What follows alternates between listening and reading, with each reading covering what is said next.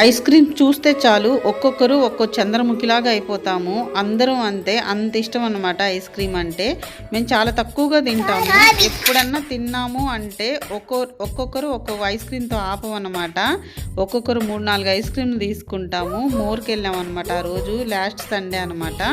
Unlimited బఫేకి వెళ్ళి అట్టించి ice cream షాప్కు ఎక్కడ బాగుంటాయని చూస్తే మోర్లో అయితే చాలా రకాలు ఉంటాయని మోర్కి వెళ్ళాము. సీతా చూసారా, నాకు చేసి కొడుతుంది ఐస్ క్రీమ్ తోటి. ఎక్కడ చూసింది. ఒకప్పుడు మ్యాగ్నమ్ ఐస్ క్రీమ్ 100 రూపీస్ ఉండేది. కొంచెం పెద్దగా ఉండేది, చాలా టేస్ట్ గా ఉండేది. ఇప్పుడు 80 రూపీస్ చేశారు. అంత టేస్ట్ గా లేదు.